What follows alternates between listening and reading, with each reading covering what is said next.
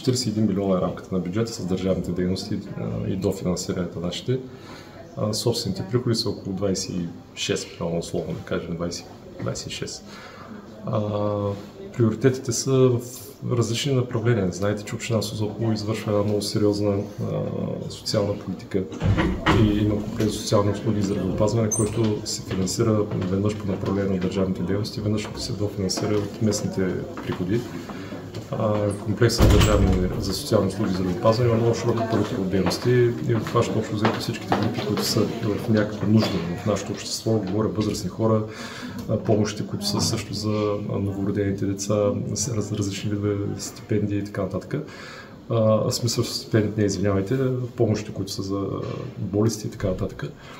Отделно имаме приоритет в инфраструктурното строителство и подновяване на инфраструктурата като цяло в община Созопол. Приоритет на моя втори мандат е изграждане на пътната инфраструктура. Всички поставили сме си така една амбициозна цел да се опитаме да ремонтираме основно всички пътища, които са в община Созопол, общинските пътища, говоря, трябва да ме разберете правилно, без недържавните.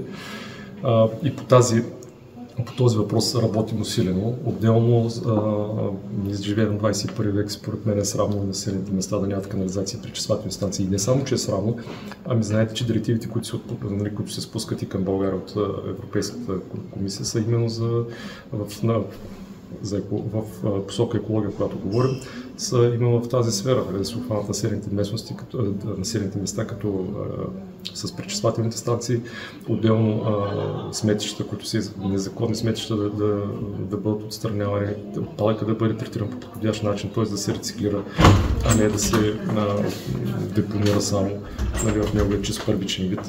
Така че нашите приоритети са именно в тези посоки. Социални дейности и инфраструктурно строителство. Ето в момента приключваме пътя от Зидарово до разклона на селата Габри Вършило. Той е приключен.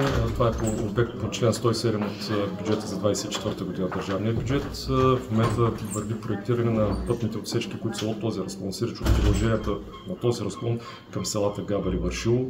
Преди 2 години приключихме процедурите по проектиране и по всичките съгласувки, които са включително с РИОС за пътя, който стана доста популярен напоследък между Дюни и Свети Тома, който също е общинска собственост. Ако държавата се умее и изчисти, условно казано, казуса с дюните, нали, вече да се приеме една карта, която да е окончателна и крайна, за да могат и хората, и институциите, както и община Созопол, да имат някаква предвидимост и яснота за инвестиция. Защо казвам това? Защото, да речем, част от пътя от до къмпинг Златна рибка, вътрешния път, който е, се оказва, че минава върху дюни и т.е. не може да направим никакви интервенции върху него. Сериозни интервенции говоря, за основен ремонт, с проекти и така нататък. И всичко зависи именно от това, да има яснота относно тази карта.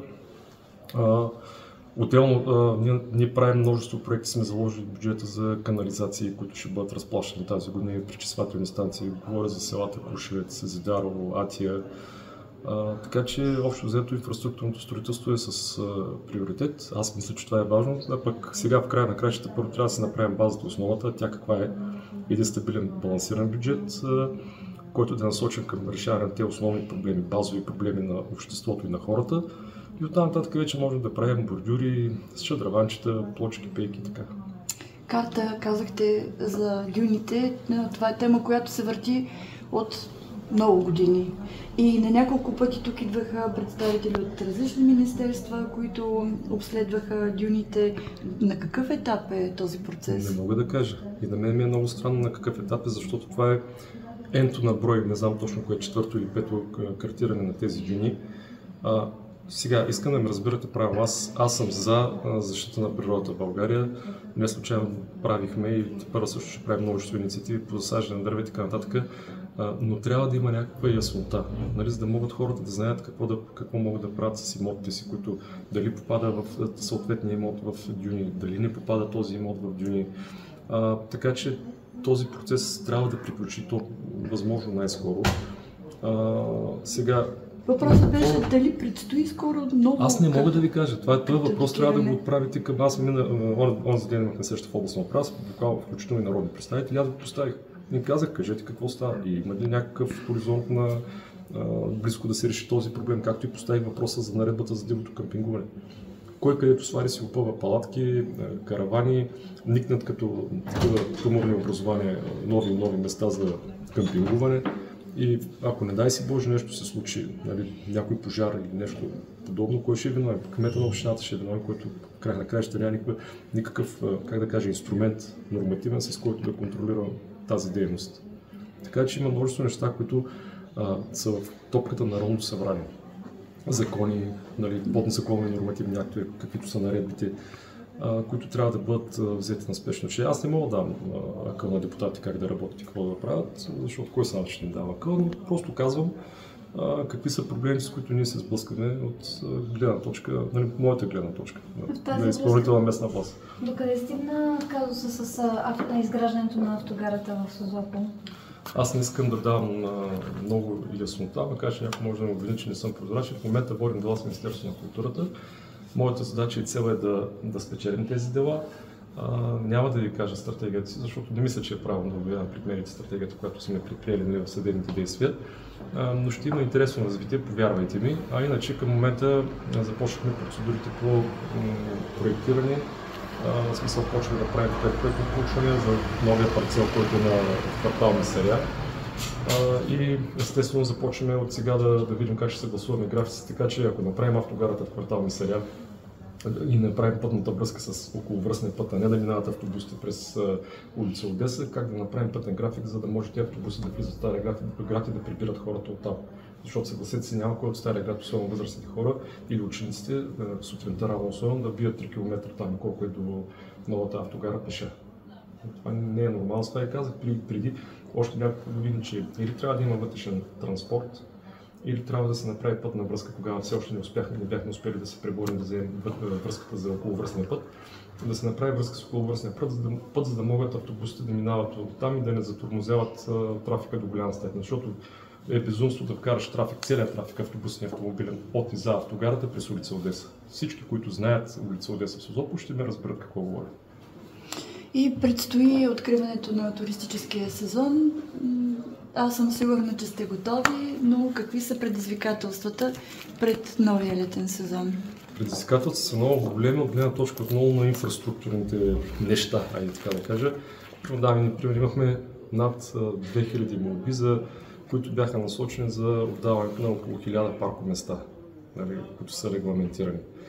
Тоест, предизвикателството отново ще бъде паркирането, предизвикателството ще бъде чистотата, макар че с новата фирма, с която сключихме договор, се работи много експедитивно, по-добре и по-лесно.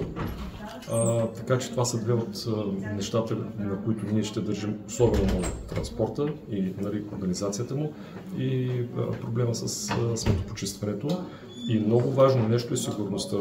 Провел съм няколко срещи с началника на районното управление, също така и с началника на пожарната безопасност, на службата пожарна безопасност. Там сме уточнявали, тъй като и миналата година помните какъв пожар голям имаше.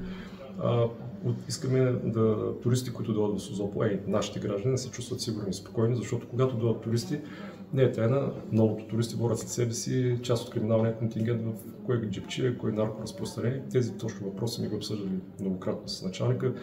Предприели сме, начертали сме си някаква стратегия за действие на някакви такива неща имаме. Така че искам да се надявам това отношение от миналата година беше сравнително спокойно, по-миналата също сигурността, т.е. транспорта, сметопочистването и сигурността, основните неща. И другото вече хората, които се занимават с туризъм, с този вид бизнес, услугата, която те предлагат, да бъде на ниво, така че гостите, които дойдат, да се чувстват добре, да са удовлетворени за парите, които се изхарчат, да са убедени, че са получили качествената услуга, било в храна, настаняване. Отделно община Созопол има много богата културна програма, пак, за да можем да привличаме гости. Пак ще има спортни събития. Така че в това отношение се опитваме да работим. И работим ръка за ръка с бизнес. Консултативният съвет по туризъм не е както преди орган с празно съдържание. Взимат се под внимание решенията, които там се взимат вътре в него, предложенията, които се дават. И това е. Искам да питаме за един друг проект. Има идея за изграждане на велоалея до Атия. Вие бихте ли се включили като администрация за продължението на този проект? Ние сме разговаряли многократно с кмета Николов на Бургас и идеята не е само да се изгради велоалеята Блатия, ние сме говорили рано двете общини да направим един общ път, как да го кажа, и там, където има общинските пътища, да се вържат с велоалея и възможно най-долу до юг да слезе велоалеята. И не случайно това, което аз, екипа, който работи с мен, сме направили през последните 2 години специално за пътя пък от Люни до Свети Тома, е проекта, който вкараме, той включва велоалея. И аз това не можа да разбера какви са тези истерии от страна на народни представители, които четах някакви статии. Първо, че бяха пълни с, айде да кажа, неистина, да не обвина директно в лъжа някой, защото община Созопол от своя си бюджет е платила само за проектирането. А другото всичко ще се търсят по различни източници, от различни източници на финансиране, които ще са извън общинския бюджет. Искам да го кажа съвсем ясно и хората да го знаят. И всичко това, което беше написано, е инсинуация и манипулация на общественото мнение, защото не е вярно. Аз съм готов да споря с всеки един, който дойде на среща и ми каже противното.